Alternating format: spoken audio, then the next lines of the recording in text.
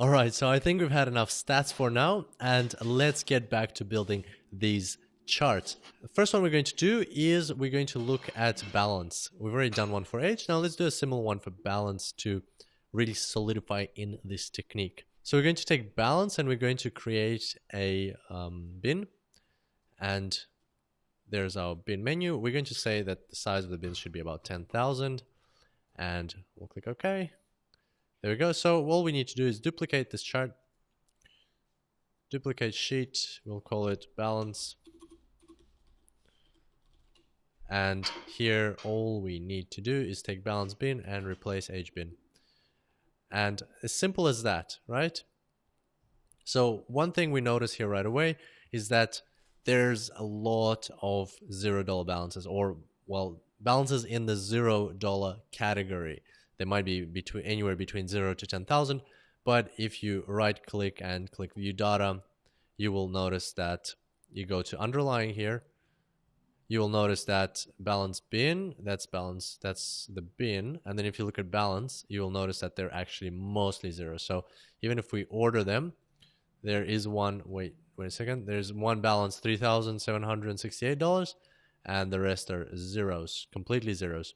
So what does that tell us? Well, that tells us that's normal. Like sometimes people in a bank, they have zero balances, and that's, they just, because they have other accounts, or maybe they moved their money out but did close this account and things like that. So in this case, what we're going to do is we can just exclude this from our analysis. Of course, you have to put in a note that you're excluding something from your analysis, but it just does make sense because we want to look at the actual values. So people with balances, how are they behaving? What's going on there? Are they leaving? Are they staying? And so on. So just right click this column that you want to exclude and select exclude, and that's it. It's gone. So here you can see a filter. We won't be talking about filters per se in this course. It's a whole separate topic, and I covered that off in the separate course on Tableau.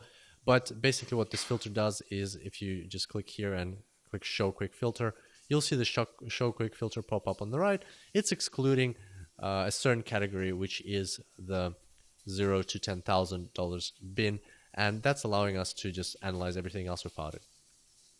So what we can do now is perform our analysis as per usual. Here you can see a very interesting picture. It's a bit different to what we saw previously, so I'll just show you age over here. This was age, right? And you could see like there's obviously people who are not are different, so they're not conforming with the average. In here they're higher, there's a higher chance of these people leaving, lower chance of these people leaving. In balance, it's a bit different. They're kind of more uniform here, so you can see across the board it's around 20%. Some are higher, so these early ones and the later ones are higher, but once again here you can see that you have less records, so there's a higher chance that this will be a just a random error, or just like some sampling error.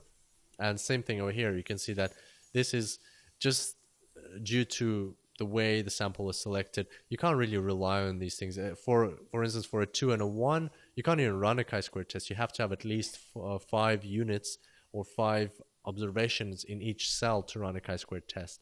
So you can still run one for here, but overall here you can see that there isn't that much of a difference. Maybe a bit over here more likely to leave, a bit over here more likely to leave.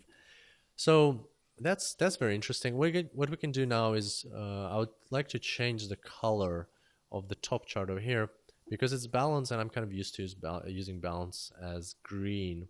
There we go.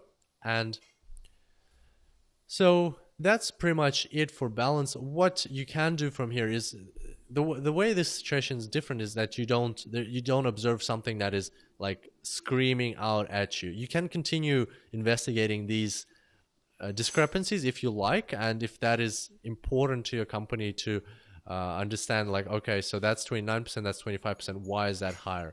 So if you feel that that is an important discrepancy, then you can apply the techniques that we've talked about to this specific case and take it further. However, if you feel that this is more or less conforming with average and you'd rather focus on other things, you can simply leave it at that. You can just say that from our analysis, it doesn't seem that there is a very high change across different categories in terms of probability of people leaving.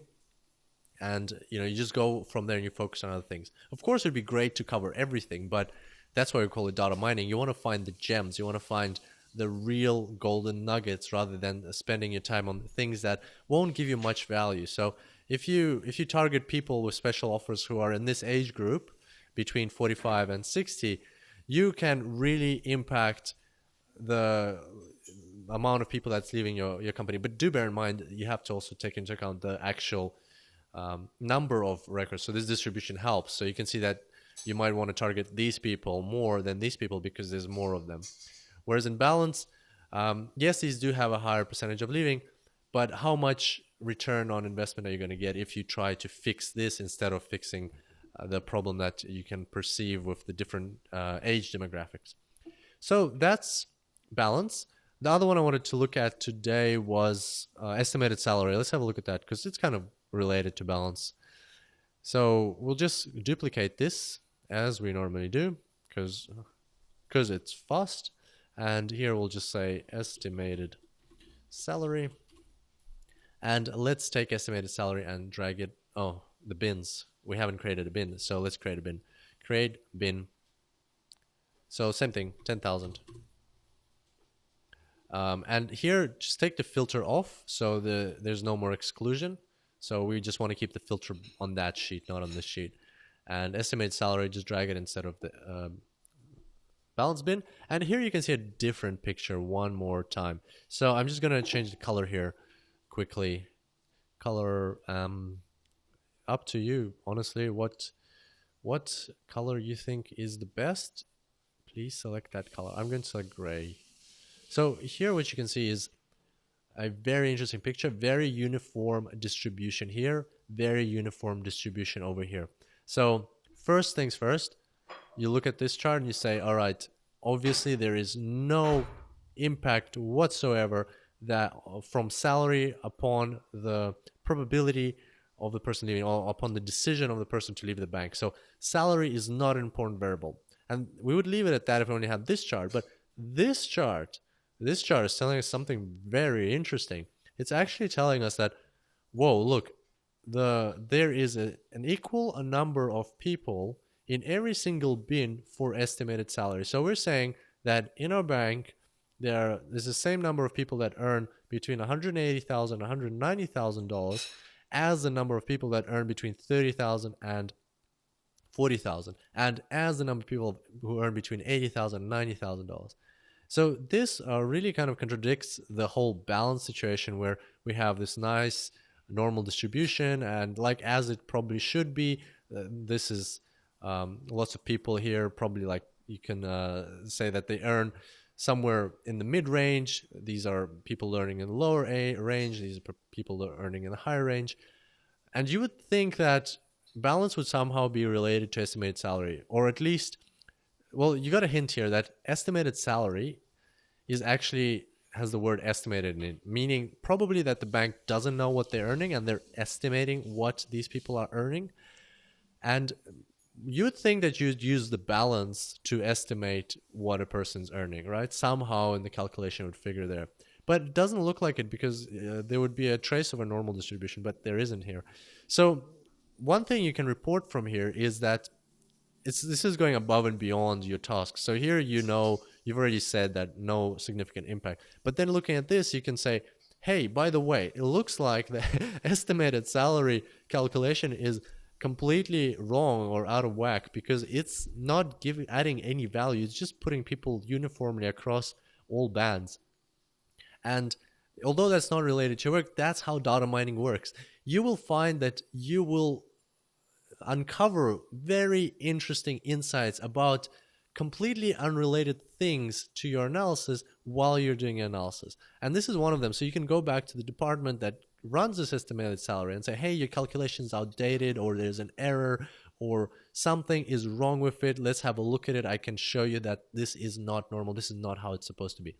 And maybe just by doing things like that, you will add way more value than just by delivering your project. And that's happened to me heaps of times, that I was doing one thing and then I noticed something in the data that led me to uncover something else and then something else. And then bam, I actually delivered so much more value than I just delivered on the project. Just because the project you're doing, people already know what value they'll probably get from it. Here, you can uncover completely random things, and that's just fantastic. I personally find that is the fun part in data mining. You have a problem that you need to solve. Along the way, you find additional insights, and lots of them. So there we go. That's what we found about estimated salary. That probably the calculation is wrong, but the way the calculation is structured right now, we can see that this variable does not have a significant impact upon our variable or our probability to likelihood of person to leave or decision of the person to leave. So that's us for today. And as a homework exercise, I would like to suggest that you look at the remaining two variables that we have. So there will be credit score and tenure, and see what you can find there. Maybe you'll find some anomalies, and maybe you will drive some insights. I look forward to seeing you next time. Until then, happy analyzing.